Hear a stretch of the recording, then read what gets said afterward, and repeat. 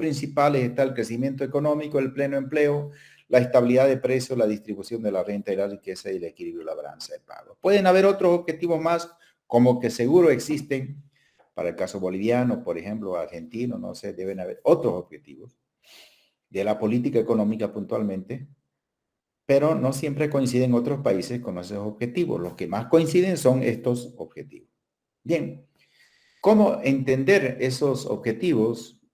Se los entiende haciendo un recuerdo de las variables o de los indicadores de esos objetivos.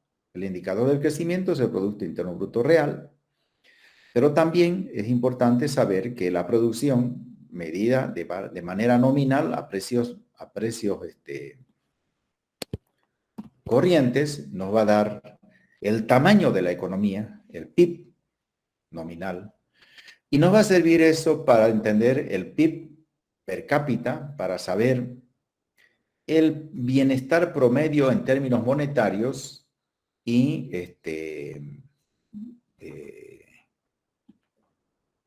la capacidad que compra que tienen entonces esos países en promedio. Por eso el PIB de Estados Unidos es uno de los más altos y por lo tanto no es lo mismo pues entrar al mercado chino que entrar al mercado norteamericano. Nada que ver, queridos amigos. Y el mercado norteamericano tiene capacidad de compra mucho mayor que el mercado chino, pero ambos son importantes. Ya no se trata de desmerecer. Es una gran cosa que estemos exportando carne a China. Ojalá podamos exportar soya, ojalá podamos exportar quinoa, ojalá podamos exportar alimentos, digamos, el pan de arroz, por ejemplo, que a los chinos les gusta el arroz. Por ahí exportamos procesado pan de arroz, ¿no? Pan de arroz instantáneo. La Gabriel René Moreno tiene un avance en el pan de arroz instantáneo porque en el Instituto Boliviano de la Soya tenemos un gran investigador que es el campeón de las patentes de las universidades de Bolivia, que tiene varias patentes, el doctor Maran Zembau de la Gabriel René Moreno, que fue incluso reconocido por la Asamblea Nacional. Ha creado el Gabrielito, ha creado el Gabrielito como desayuno, el Gabrielito para el COVID. Ha sanado a mucha gente. Un jarabe. Bueno, exportaciones, ¿no? También hemos visto cómo llegar a mejorar, cómo saber qué tiempo necesitamos para duplicar el PIB nominal. En ese caso, utilizamos la regla de 70, ¿no? ¿Cómo sabemos si hemos llegado a mejorar el crecimiento? Obviamente, o mejor dicho, el bienestar, crecimiento, mal escrito. Bien. Luego hemos visto la estabilidad de precios, hemos hecho la revisión de los conceptos de la inflación, de los tipos de inflación, lo mismo del empleo, ¿no? Hemos ido a la cuestión de la distribución de la renta para saber también los indicadores más importantes y hemos hecho la balanza de pagos. Entremos ahora, queridos estudiantes, a otra manera de entender los objetivos, pero más desde el punto de vista temporal. Kirchen nos ayuda a reflexionar sobre los temas de la política económica más desde el punto de vista temporal. Para Kirchen, solamente la estabilidad de precios y el pleno empleo son objetivos coyunturales. Pero no pone el equilibrio de la balanza de pagos, no pone la cuestión de la renta, la distribución de la renta, tampoco pone la cuestión del crecimiento del PIB. Los pone como si fueran de largo plazo, ¿no? Crecimiento o expansión de la producción. Ahí disentimos un poco porque la producción crece año a año, o sea, la producción se incrementa año a año. hay pues productos, hay la capacidad instalada que se hace operar en menos de un año. ¿No es cierto? Luego está la cuestión del ocio, el tiempo de ocio. Hemos hablado ya de que los europeos están reduciendo cada vez más su tiempo del trabajo y se están dedicando más al ocio. Son unos ociosos. Cada vez más ociosos son los europeos, pero es que han logrado un nivel de formación, un nivel de incorporación tecnológica e innovación, que trabajando 6 horas tienen un mejor bienestar que los que trabajamos 8 horas y a veces más, ¿no? Ellos están, por eso, en la senda de reducir la jornada laboral, aumentar el ocio, reduciendo a 4 horas. Está muy interesante eso, les diré. O sea, eso quiere decir que las sociedades con altos niveles de conocimiento, las sociedades de conocimiento, como se dice actualmente, con mucha incorporación tecnológica, el hombre se está liberando de trabajar. Qué maravilla que yo ganara, digamos, lo mismo trabajando solo 4 horas cuando antes tenía que trabajar 8 horas. Qué interesante, ¿no? Entonces, la cuestión del tiempo de ocio también está dentro de los objetivos económicos. Miren ustedes, la reducción del tiempo del trabajo. Nos hace reflexionar interesante, Kirchen, ¿no? Mejor distribución de la renta, redistribución de las disparidades regionales. No lo habíamos visto eso. Para Bolivia, por ejemplo, la reducción de disparidades regionales es fundamental. Bueno, Potosí, ahí está el videíto que me mandó Diego. Potosí tiene la oportunidad de enriquecerse con inversión extranjera, pero que no sea pues como se dice, una inversión como si fuera un implante, sino que haya un conjunto de factores que promuevan los ingresos que va a generar, que se promueva el turismo de Potosí, que se promueva la agricultura potosina, la agropecuaria quizás más, agropecuaria potosina, agricultura potosina también. Tiene potencial Potosí. O sea, tiene valles, como Tupiza, por ejemplo, ¿no? Y otros donde pueden llegar a producirse frutas, se pueden producir más cosas. El turismo de la belleza del mismo Salar de Uyuni puede dar mucho más en generación de ingresos puede reducir las disparidades regionales, puede transformar la estructura productiva de Potosí. Ojalá se pueda hacer. Que no sea como lo que ocurrió en Camiri, con Camiri. Camiri fue la capital del petróleo en Bolivia. ¿De qué sirve ahora decir eso, queridos amigos? Un recuerdo lindo, ¿no? Para los camireños, la capital del petróleo.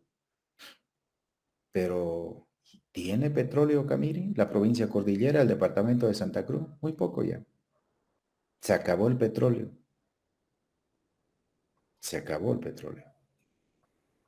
¿Cuánto aportó para que Camiri se desarrolle? Los camireños se olvidaron ahí de hacer como los cruceños, como hacer como del 11% en las regalías, ¿no? De palear, ponerse firme, de exigir de que esas regalías se inviertan. No se hizo. Cuando se terminó el petróleo, recién le llegó una carretera pavimentada, pero no por necesidad de Camiri, porque había una necesidad de ir a la Argentina. Por eso se construyó la carretera pavimentada que pasa por Camiri. Pero ahora los camireños están más alzados, ¿no? Y eso está bueno. Hacen bloqueo, pero les falta más todavía para mejorar la región. Protección de las ramas productivas específicas también está dentro de los medianos plazos.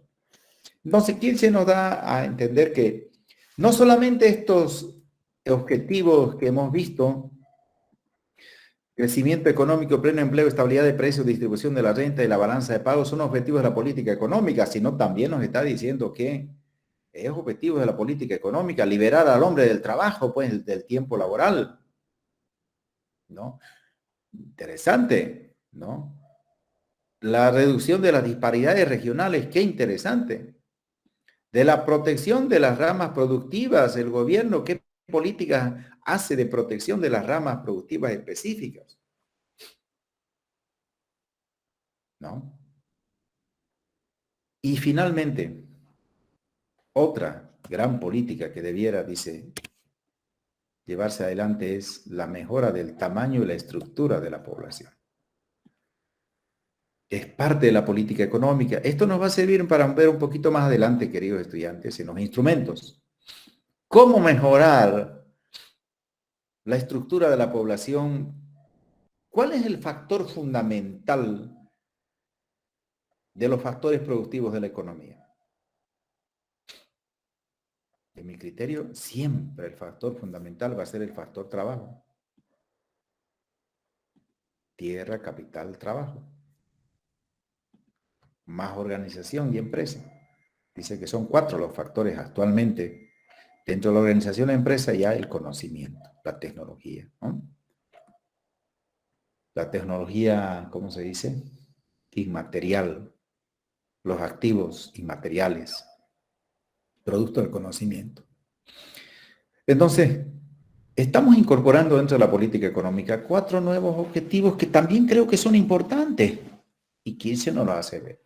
Aumento del ocio, redistribución de las disparidades regionales, protección de las ramas específicas de la producción y mejora del tamaño y la estructura de la población.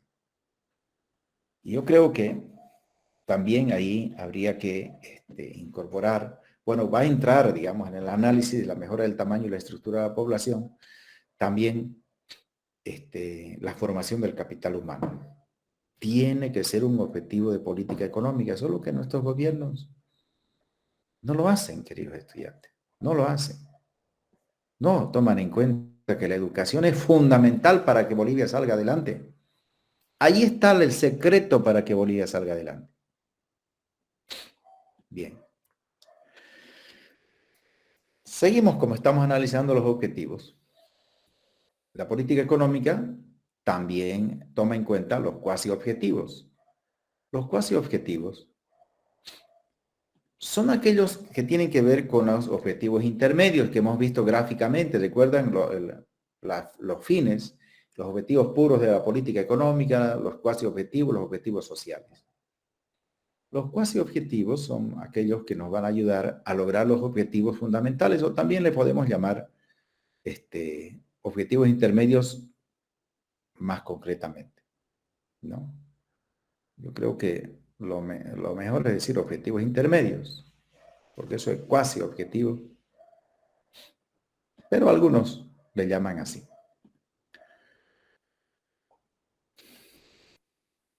La cuestión de los agregados monetarios, de la oferta monetaria, la cuestión de la tasa de interés, la cuestión de la inversión, la balanza de pagos, se consideran también como parte de los objetivos intermedios, ¿no?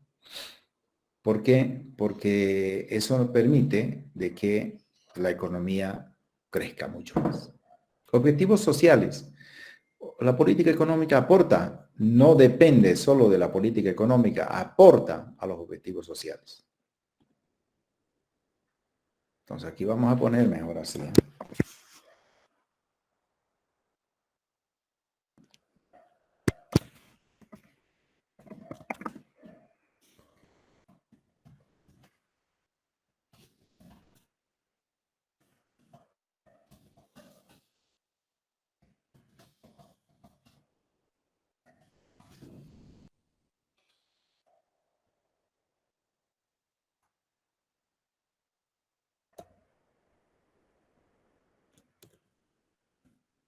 No puede dejar de tomar en cuenta los objetivos sociales como la educación, la salud, la protección del medio ambiente,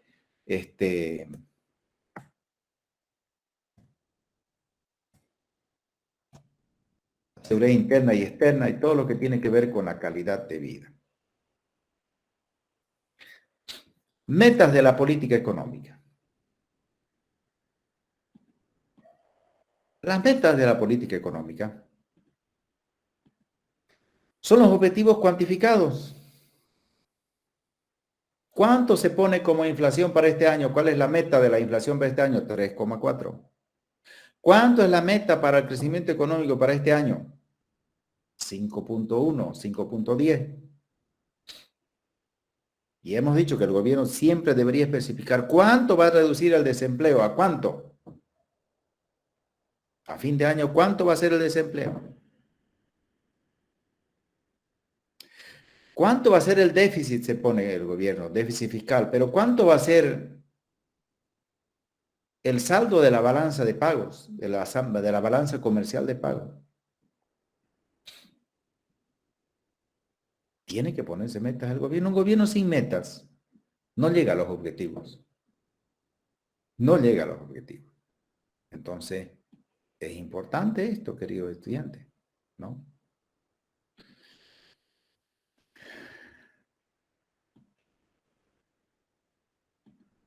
Los instrumentos de la política económica. Vamos a ponerlo bien aquí. Voy a sacar esta parte que está. Vamos a poner otra diapositiva para poner esto. Lo vamos a poner de manera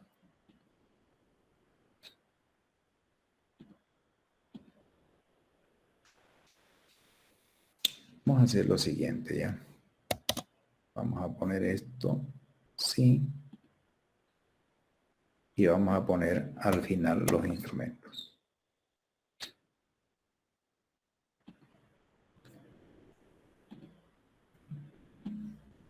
Esto.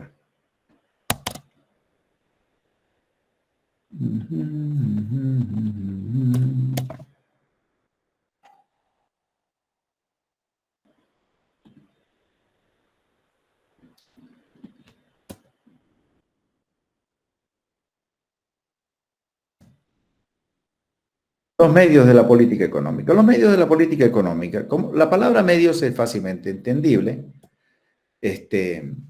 tiene que ver más con los procedimientos, la técnica, el uso de los recursos. Podríamos decir que los medios de la política económica son, por ejemplo, las instituciones, son los recursos económicos, el financiamiento, etcétera, ¿no? Entonces, la capacidad que tiene la política económica para poder llevar adelante la política económica. La política económica sin medios va a estar muy limitada, ¿no? Entonces, debemos entender de que la política económica tiene que contar con una serie de medios para poder ser aplicada. No solamente decir objetivos e instrumentos, necesitamos también medios. Necesitamos medios, ¿no? Un instrumento, por ejemplo, de política económica es la inversión extranjera, pero la inversión extranjera nos va a dar medios de producción, ¿no? Es necesario aclarar entre lo que significan los instrumentos y los medios, ¿no?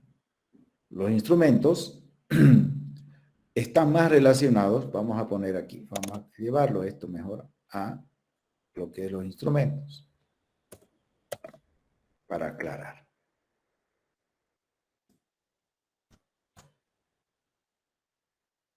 Vamos a hacer más claros estos conceptos ya, porque nos ayuda mucho a entender la política económica, los conceptos que están aquí presentes. Bien, si ya sabemos qué son los medios de política económica,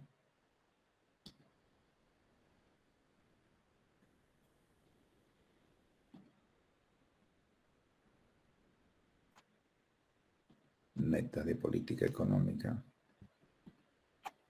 Estamos ya. Vamos a llevar ahí.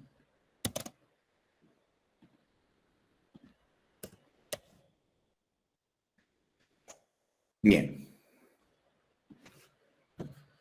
¿Qué son las medidas de política económica? Medidas quiere decir que voy a medir algo, ¿no? Se mide físicamente, se mide matemáticamente. La medición es importante. Pero la palabra medidas aquí no está relacionada con una cuantificación directamente, sino más bien está relacionada más bien, este término se utiliza más en política económica como la acción de las decisiones. ¿Qué es lo que ha decidido el gobierno? ¿No? Entonces, más bien vamos a escribir aquí. Son las decisiones del gobierno en política económica.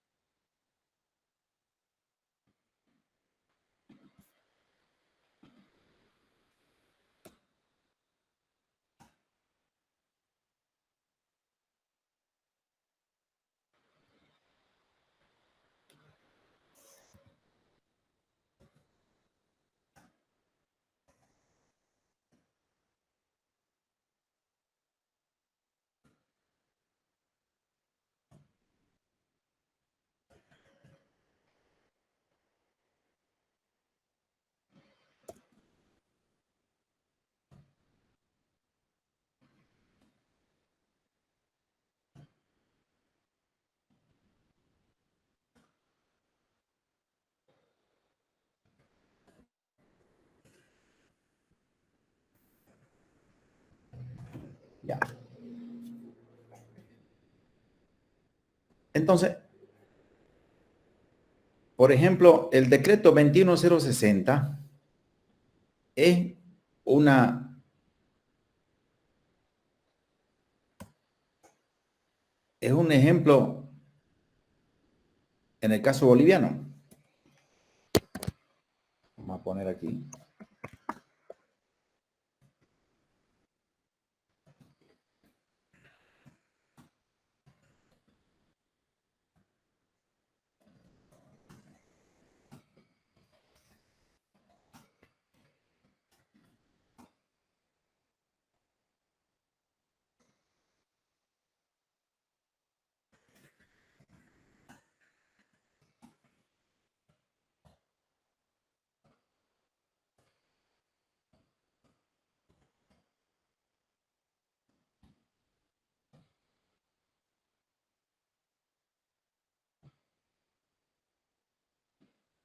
Entonces, un conjunto de medidas que se dio, un paquetazo durísimo, durísimo, antipopular, hizo llorar a mucha gente el decreto 21060. Lo dejó sin trabajo a los mineros que estaban en las minas, que no eran rentables, a la calle. Les pagó el gobierno de Víctor Paz Tensoro una indemnización, le llamaron relocalización.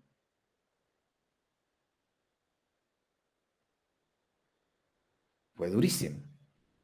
Fue durísima esas medidas de política económica.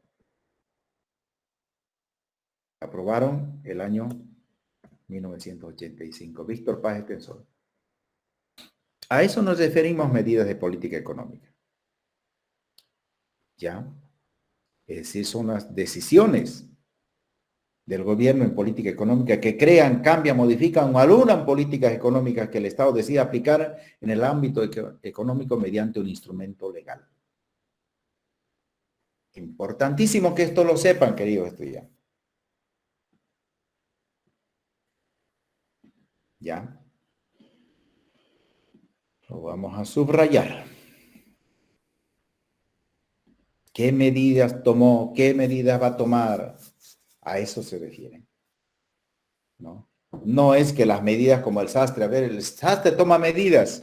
Sí, pues toma medidas del tamaño, la cintura, los brazos, para hacer un saco, para hacer un pantalón. No nos referimos a tomar ese tipo de medidas. Nos referimos a las decisiones que toma el gobierno para modificar, para cambiar, para crear, para anular políticas económicas. Eso es. También las medidas se las conoce como paquete de medidas cuando estas son, vienen conjuntamente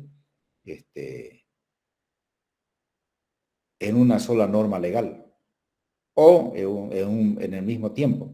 Pueden ser varias normas legales, pero al mismo tiempo, ¿no?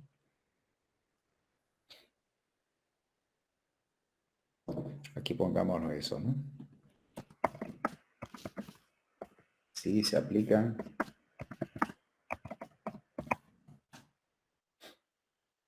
varias al mismo tiempo.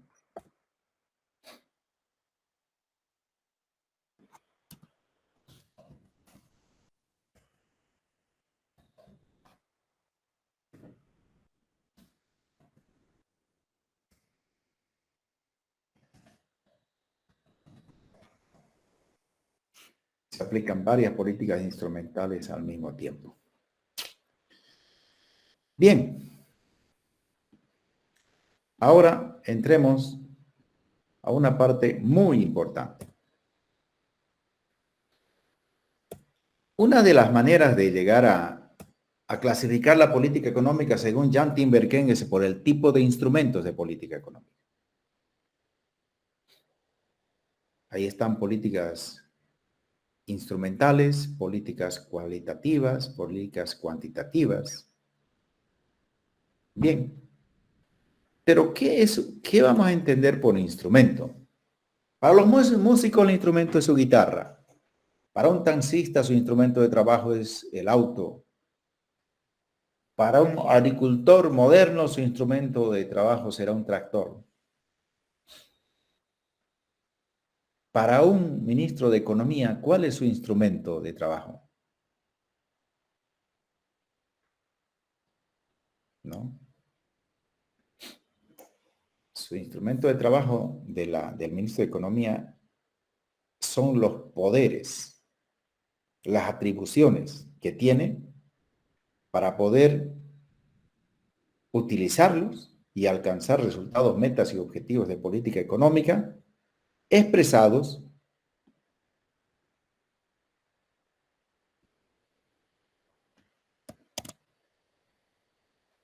vamos a poner aquí.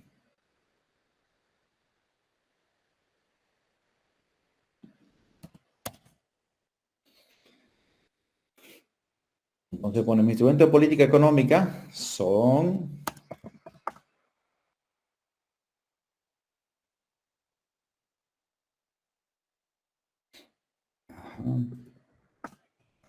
acciones, mecanismos y poderes. Vamos a poner aquí atribuciones.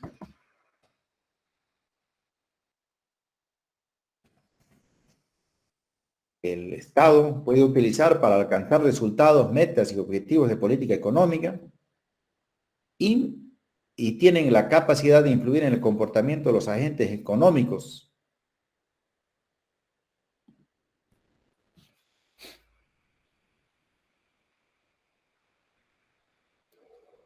Yo creo que esto vamos a ponerle está mejorando la redacción, la tengo ya. Son las acciones, mecanismos, poderes, atribuciones que el Estado, atribuciones del Estado para alcanzar metas realizadas, objetivos por economía,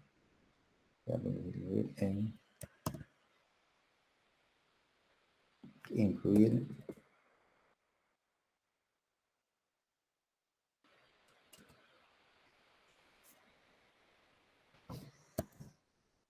todas aquellas variables para el económico para influir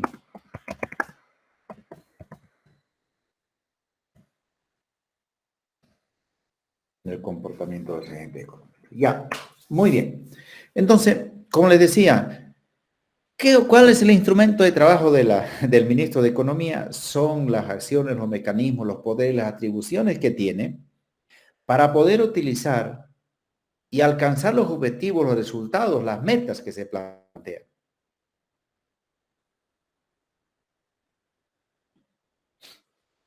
Entonces, esas atribuciones, esas funciones tienen la capacidad de influir en todas aquellas variables o parámetros, por ejemplo, aumentar los impuestos, aumentar la inversión pública,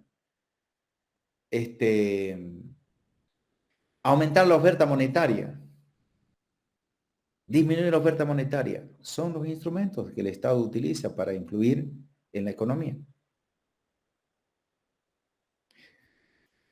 Los instrumentos se utilizan para alcanzar resultados, metas y objetivos, mientras que los medios son más amplios y extensos, sirven para alcanzar fines más grandes y más, pero no son, digamos, más amplios, podríamos decir, ¿no? Vamos a mejorar la redacción aquí, mientras que los medios son más amplios y extensos. No, lo vamos a poner aquí.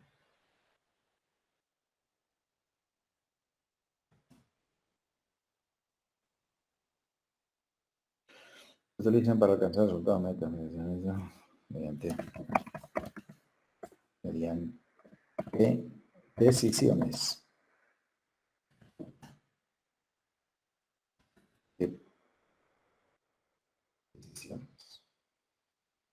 Los medios son recursos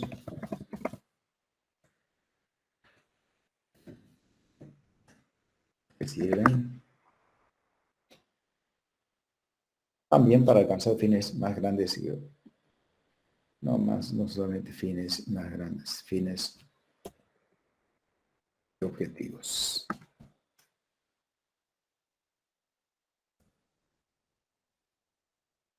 Pero no dependen directamente de las decisiones del gobierno. En economía, en materia económica.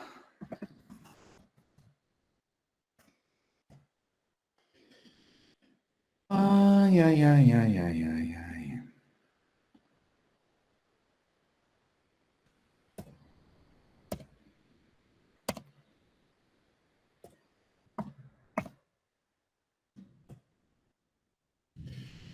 Bien.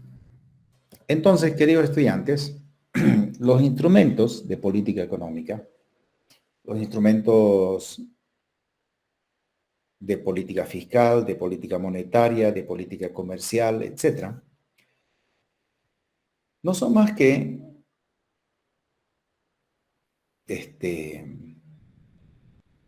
las decisiones que toman el gobierno en esos campos para influir en los agentes económicos.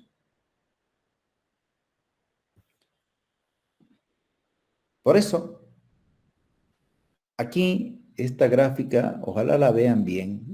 Después la vamos a ver por partes, por cada una de las partes, ¿ya? En la aplicación. Pero yo quiero que aquí nosotros tengamos presente una manera de entender el conjunto de instrumentos de la política económica relacionándolos con sus objetivos. Este cuadro tiene, por un lado, los instrumentos y por el lado los objetivos. ¿Se ve el cuadro? Les pregunto. ¿Se ve bien? Sí, se ve, Licen. Perfecto. Después, el mismo cuadro lo vamos a ver, por ejemplo, de una manera más... Por ejemplo, vamos a ver aquí. ¿Dónde está? Por ejemplo, aquí. Lo vamos a ver así, de manera más puntual cada una de las partes de este cuadro, pero vamos a ver el conjunto. O sea, aquí tenemos la política monetaria, la política fiscal, los controles directos, tipos de cambio, cambios institucionales.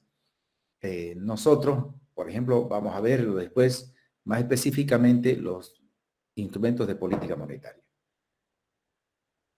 ¿Ya? Entonces, ¿cómo se agrupan los instrumentos? De acuerdo al tipo de áreas de la economía, pues la política monetaria, la política fiscal presupuestaria, los controles directos, los tipos de cambio y comercio exterior y cambios institucionales. Esta es una clasificación, ¿no? También no está aquí directamente, pero también tiene que tomarse en cuenta, por ejemplo, en la política monetaria, a veces la política cambiaria, algunos lo unen, la política monetaria y cambiaria, algunas clasificaciones. Otros incluyen, por ejemplo, instrumentos de política financiera, de financiamiento, ¿no? Pero eso no presupuestario, sino más bien financiamiento a la banca, financiamiento digamos, a los sectores económicos, ¿no? Pero este cuadro, para nuestros fines de la materia, es muy didáctico y nos ayuda a comprender que los instrumentos nos ayudan a lograr determinados objetivos. Los instrumentos de política monetaria, los instrumentos de política fiscal. Entonces, aquí vemos al lado los objetivos. Pero para ir entendiéndolos, cada uno de ellos, nos vamos concretamente a los instrumentos de política monetaria. ¿Cuáles son los más clásicos que están en todos los libros de macroeconomía y de política económica? ¿Cuáles son los que están más, digamos, nombrados, explicados, y que son los más importantes? No es un capricho, sino es producto de la investigación.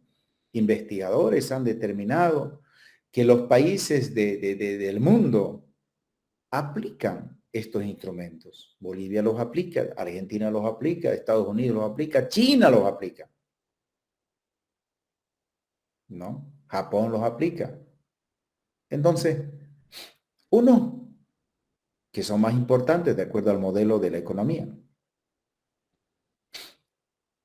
El primer objetivo al que influye más la política monetaria es al control de la inflación. Por eso se considera que actualmente ya se ha especializado los bancos centrales. Muchos creían que la especialización del Banco Central era la creación de dinero y que haya el dinero en la economía. Sí, es cierto. La emisión monetaria es importante, pero el objetivo fundamental del Banco Central es que haya estabilidad monetaria, que haya control de la inflación. Y todos los instrumentos los aplica para eso. Los aplica para eso.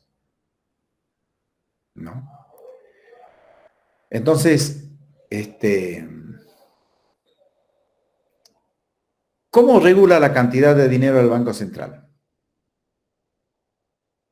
Primero, ¿cómo sabemos nosotros de que hay una cantidad de dinero en la economía? Sabemos por medio de los agregados monetarios. M1, M2, M3, M4 o ALP1. Entonces el gobierno puede regular la cantidad de dinero, pero esas regulaciones de la cantidad de dinero lo hace utilizando tres instrumentos propios de la política económica. La modificación del tipo de redescuento o descuento también, las operaciones de mercado abierto y los coeficientes obligatorios de caja o encaje legal.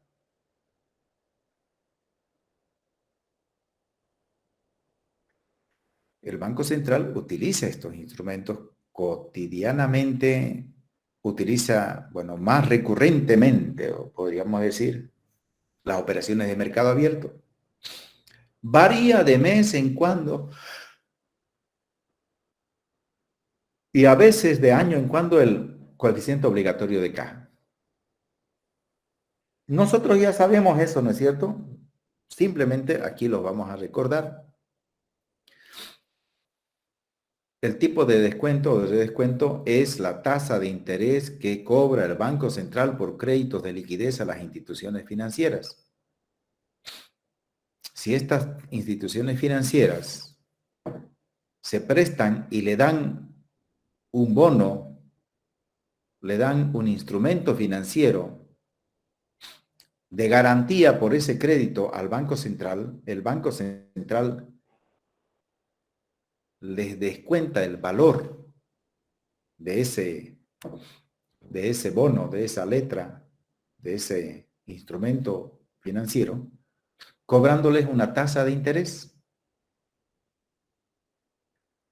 Entonces, si el Banco Mercantil Santa Cruz quiere un crédito de liquidez de 10 millones de bolivianos del Banco Central, le tiene que entregar un bono, un título de valor de garantía por 10 millones de bolivianos. Pero el Banco Central lo va a recibir por 9.990.000. Lo descuenta y le entrega ese valor a el Banco Mercantil. Es un crédito normalmente, en el caso boliviano, de 7 días. Más recurrente es de 7 días. El límite que pone el Banco Central, los créditos de liquidez de 7 días. A los 7 días, el Banco Mercantil tiene que devolverle el dinero y el Banco Central lo tiene que devolver el bono. Pero ¿cuánto va a devolver el Banco Mercantil al Banco Central? ¿9.990.000? No. Tiene que devolverlo 10 millones. 10 millones. Entonces, el Banco Central gana cuando aplica las tasas de descuento, porque es una tasa de interés. Pero ¿por qué se vuelve instrumento de política monetaria? Porque a veces el Banco Central aumenta mucho estas tasas y los bancos de pronto tienen una necesidad de liquidez. Y si la tasa de interés es alta para los bancos, no les conviene acudir al Banco Central. Las tasas digamos, de descuento pueden llegar a ser altísimas. Entonces, en lugar de ir al Banco Central, por primera vez quizás van a ir y van a pagar la tasa alta, no les queda otra, pero están perdiendo. Por esa vía están perdiendo. Entonces, ¿qué van a hacer los bancos? Para el futuro, van a aumentar sus reservas propias para dotarse de más autoliquidez y evitar acudir al Banco Central. Pueden acudir a sus amigos de otros bancos, a otro banco amigo, y pagar una tasa interbancaria. Pero las tasas interbancarias van a ser más altas que la tasa de descuento y de descuento. Generalmente tiene que ser así. Generalmente tiene que ser así. Bueno, los bancos podrían hacer una competencia con el Banco Central si la tasa del Banco Central es alta. Pero generalmente debiera ser más. Si no acudes al Banco Central, por algo será. Y vienes a la tasa, al otro banco amigo, entonces te vamos a cobrar un poco más. Van a ganar los bancarios, ganan. En todo lo que hacen, ganan. Las operaciones de mercado abierto. Estamos recordando qué son. Las operaciones de mercado abierto son las compras y ventas de bonos del propio Banco Central, creados por el Banco Central, pero también pueden ser la compra y venta de bonos creados por el gobierno. Los bonos que internamente coloca el gobierno, los coloca por medio del Banco Central. Si el gobierno quiere para su déficit vender bonos, vende bonos dentro del mercado interno, le da la tarea al Banco Central y le dice, aquí está un bono de 10 millones bueno, de 100 millones de bolivianos, véndalo, el Banco Central los vende. Y la plata que recibe le entrega al gobierno. Pero es el gobierno el que va a pagar. Es simplemente un operador el Banco Central en esos casos. Pero en los otros casos, donde son los bonos del propio Banco Central, el Banco Central tiene que pagar los intereses que ofrecen cuando vende un bono.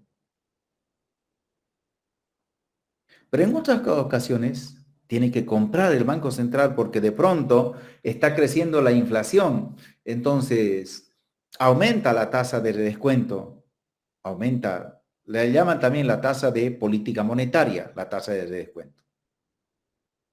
Aumentan las tasas de los bonos, ¿no? Que va, digamos, cuando va a llegar a vender, ¿para qué? Para atraer capitales, ¿no? Pucha, está, de pronto el Banco Central ofrece un bono y que va a pagar el 7%, el 8%. Y si los bancos están pagando por DPFs el 2, el 3%, el 4%, comprándole un bono al Banco Central y sentándose en su escritorio esperan que pase el tiempo, van a ganar 3, 4% los bancos con la plata de sus clientes, porque a los clientes va a pagarles una tasa mucho menor por sus DPFs. Entonces las operaciones de mercado abierto son muy utilizadas por el Banco Central para influir sobre los agregados monetarios, sobre la base y la oferta monetaria. Los coeficientes obligatorios de caja, el encaje legal. Como dice, coeficiente obligatorio, en realidad es un porcentaje obligatorio que los bancos centrales tienen que entregar a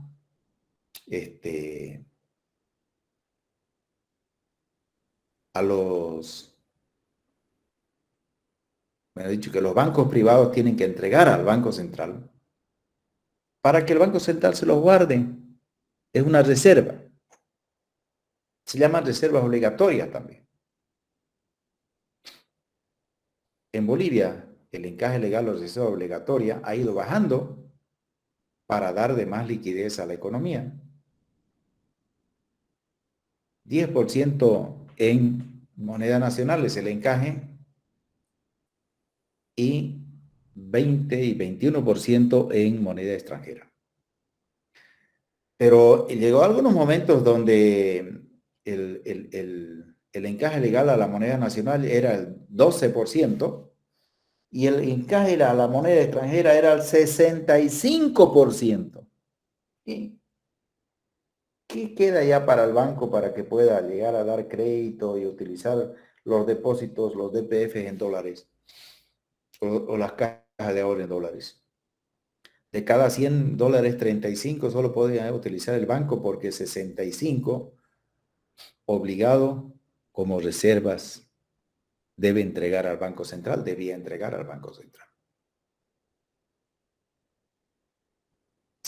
Entonces, estos instrumentos son fundamentales en la política económica, concretamente en la política monetaria.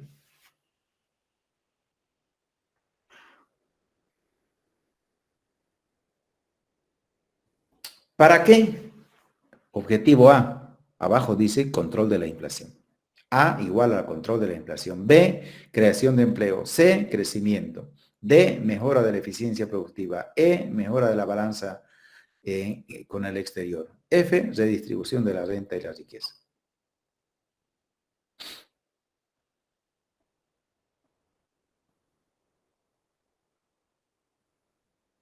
Entonces,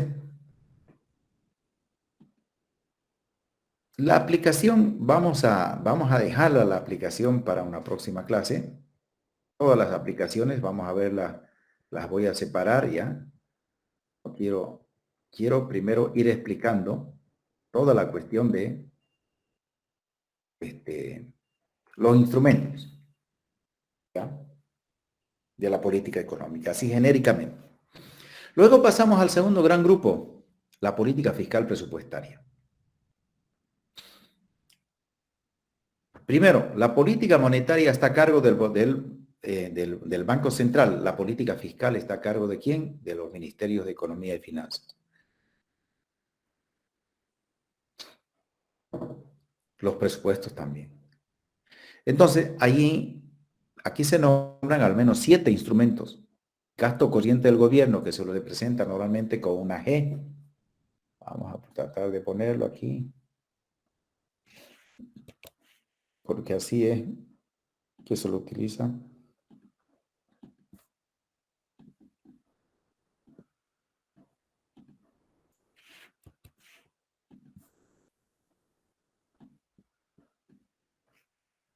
Una G mayúscula.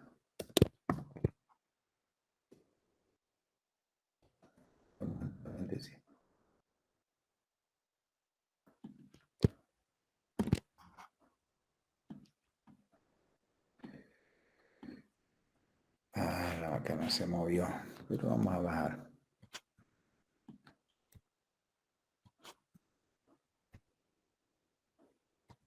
Ya. Las inversiones estatales o la inversión pública, ¿no?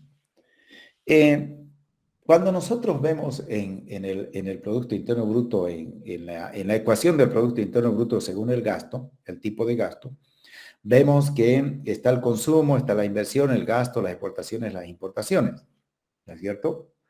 Pero esa inversión ahí, genéricamente,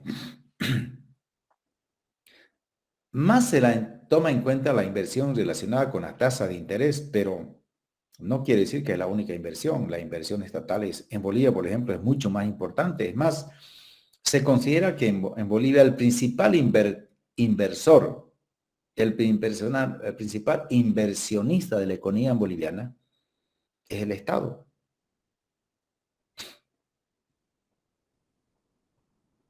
La inversión privada es menor que el conjunto de la inversión pública en los últimos años. No siempre ha sido así, pero actualmente es así.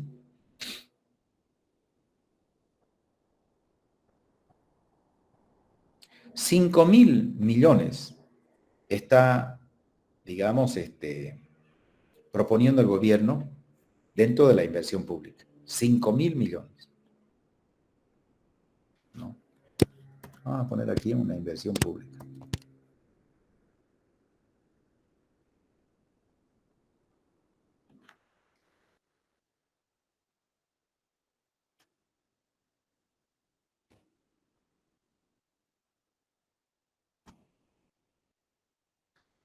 Ay, ay, ay, ay.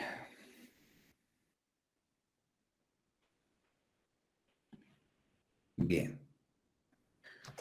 Los subsidios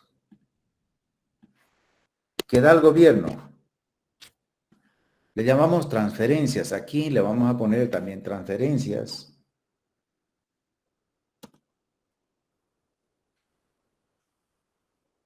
Bonos o bonos.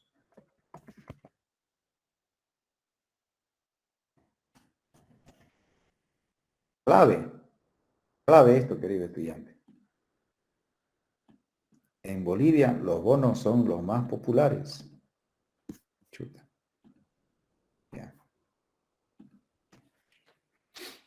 Bono Juancito Pinto, bono dignidad, renta dignidad, etcétera, ¿no?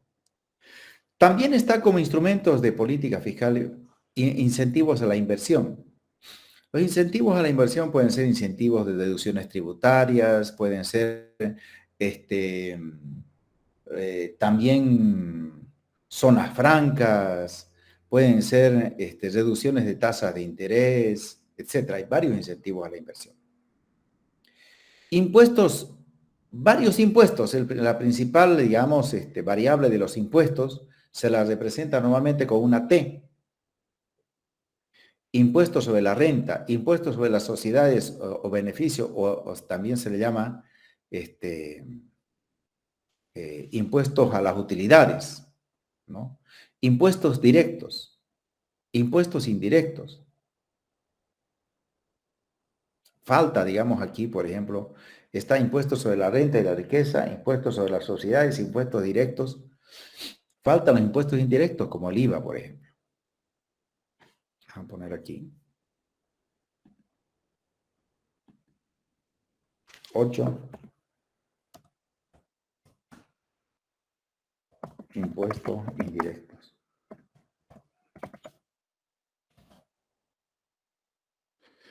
Ahora, en otros países los impuestos indirectos no son pues tan, digamos, tan principales, pues más son los impuestos directos, ¿no? Impuesto a las sociedades, etcétera. En el caso boliviano, los impuestos indirectos son la clave.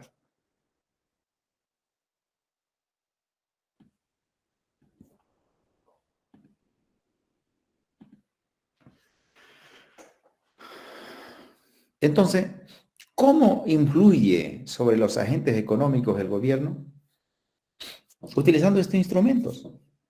El gasto corriente o gasto público, las inversiones estatales, los subsidios a las familias de desempleo y otros en los países desarrollados, pero en el caso boliviano, las transferencias o los bonos, los incentivos a la inversión, los impuestos, según los tipos de impuestos, impuestos sobre la renta y la riqueza personal. Ya hay eso ahora en Bolivia, es el impuesto a la riqueza, ¿no?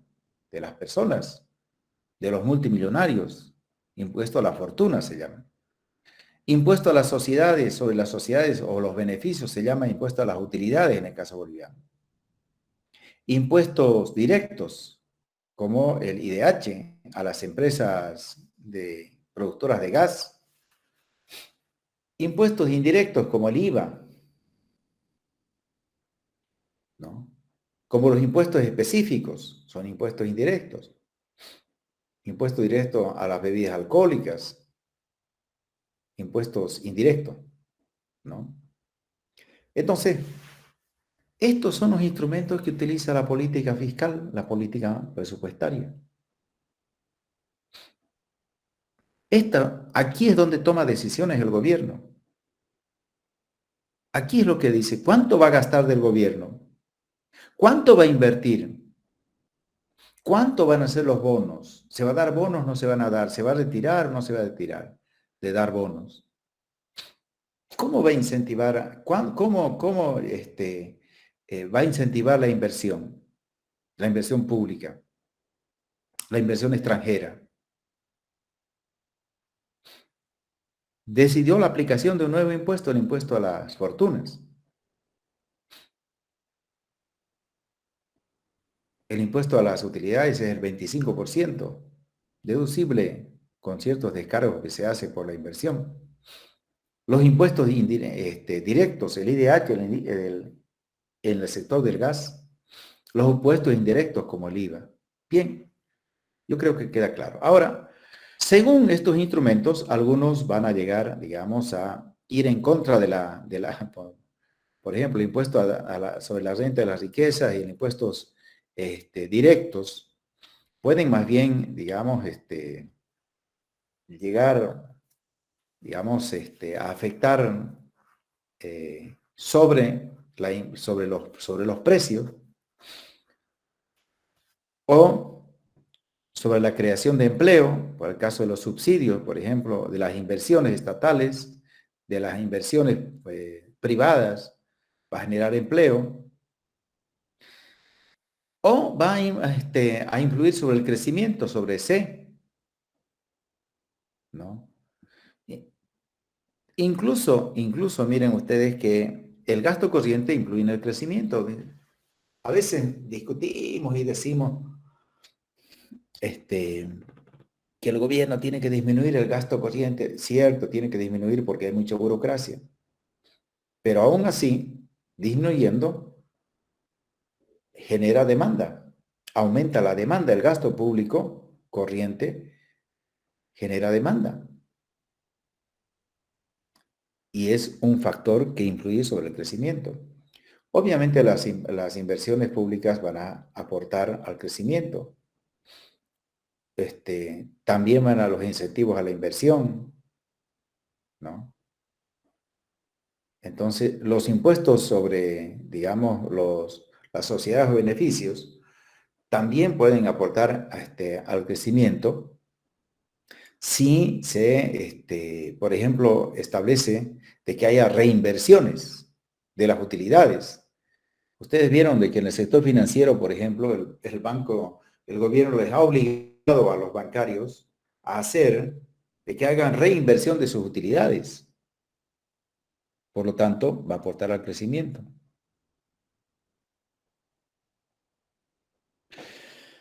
Con la política fiscal se puede ayudar mucho a la redistribución de la riqueza y de la renta.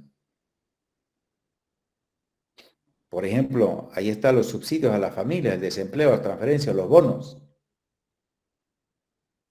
¿no? El impuesto sobre la riqueza, la ayuda. ¿Por qué? Porque el gobierno va a tener dinero para poder hacer más equidad, ¿no es cierto? O sea, ayuda a la equidad porque le está aplicando al que tiene más un impuesto a la riqueza.